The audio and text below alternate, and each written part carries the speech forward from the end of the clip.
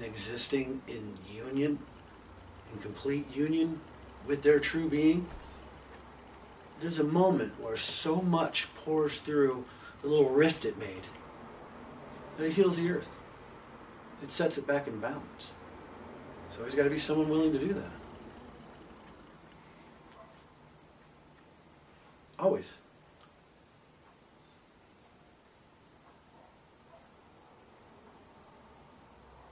And I find that the only way that's real for the person trying to do that is they have to be the one willing. It's the only way it's going to be a reality for them. You have to be the one willing.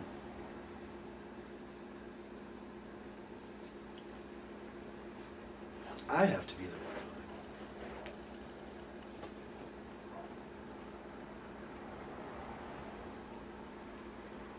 Because, you know, I think there's a certain level of maturity a person hits where what is satisfactory for people in this particular world we're finding ourselves existing in, it loses to all of its luster for them. It just doesn't do it for them anymore. Right? And when that can of worms gets opened, I think those people in that state of maturity, I'm just saying, because I'm not mature enough to know this, but, so it's my conjecture.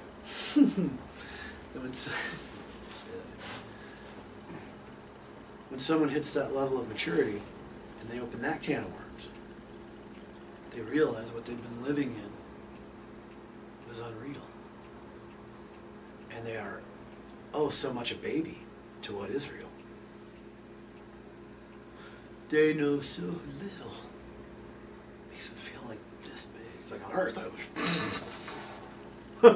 But out there, I'm like, woo-hoo-hoo-hoo. And not knowing anything. That point is so intense that I understand why it's put where it's at. Out of reach. The only way to reach that is to gain maturity. Maturity is like a ladder you're climbing. Integrity is like a ladder you're climbing. You're putting the rungs there so you can get your head out of the ground. Right? So there's a maturity level where you realize this isn't real. And you have no knowledge of what is. You need to be pretty mature to handle that. Really mature to handle that. Because I'm not talking about a concept here. I'm talking your entire self. Every aspect of it knows it doesn't know a damn thing. That, a lot of people will say, I could handle that. Nothing you can think about to handle. It is a complete energetic takeover on all levels.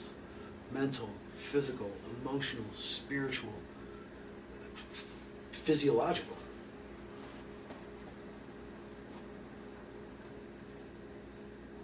It's a lot to handle. Because reality shifts. Not your idea of it. The whole thing shifts with you. You find yourself in a vast, open territory without a clue as to where you are or where you're going.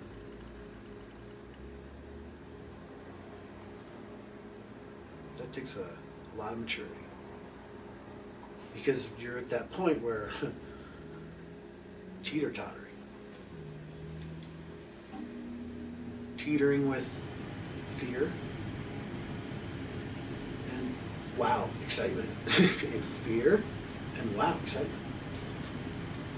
Which, and what's going to win?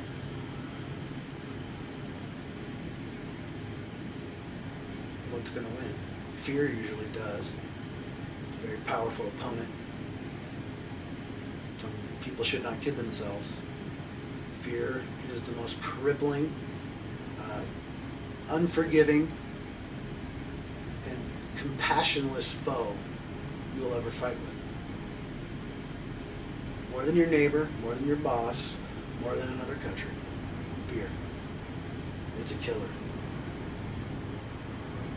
And a lot of people just let themselves be taken over by it.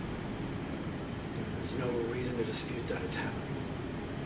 Fear dominates their existence.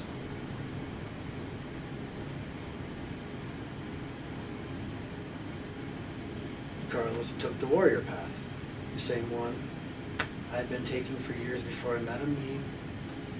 He pushed me down the part where most people don't go. Most get to a point, that's it, I'm done.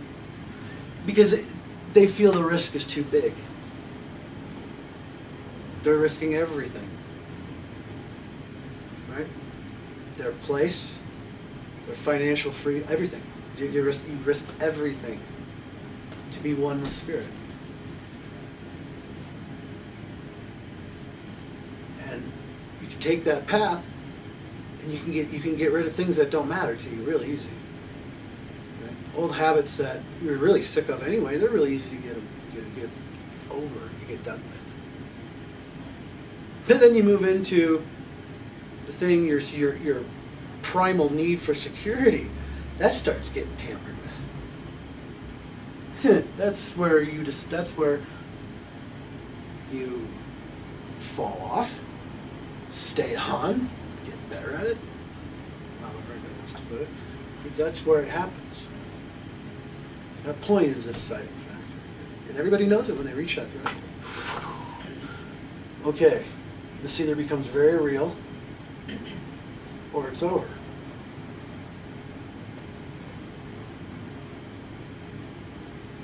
It's a strong place to be. Fear is what dominates a good portion of the people in those moments, which is just a contraction, a shrinking away. So here's, let's just put it real bluntly. Here's God. Here's the person. Ooh. Oh my God, I have to give up everything for this. Yeah. Oh, I can't do that. I can't do that. I can't do that. I can't do that. I can't do that. I can't do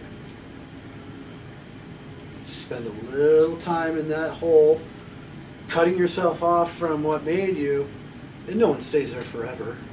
They climb back up, and they get curious again, and they want to feel good again. Right? And so there's a vast number of people doing that. Going up. Oh, yeah, that's where I've got to get rid of that thing that I've got a real strong attachment to, and they go back, and they go back up, and they go back down, and they go back up, and they go back down. If you do this too frequently, they'll call you bipolar.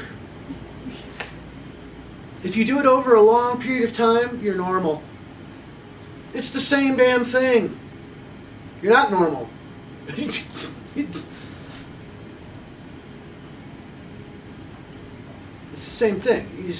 We have this way of, through our habitual processes and our command over things, to stretch that psychosis out over time. So it appears normal. It appears that we're okay. It appears that we've got ourselves well put together. I'm not flipping out.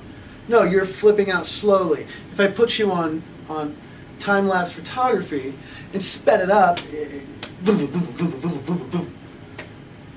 Just like the person who does it 50 times a day. Jumps on, jumps off, jumps on, jumps off.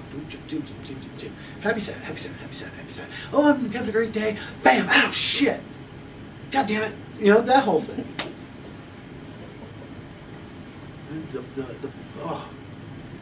It's insane. It's absolutely insane. That's what happens. When we're cut off, that's what happens. When we get to the place where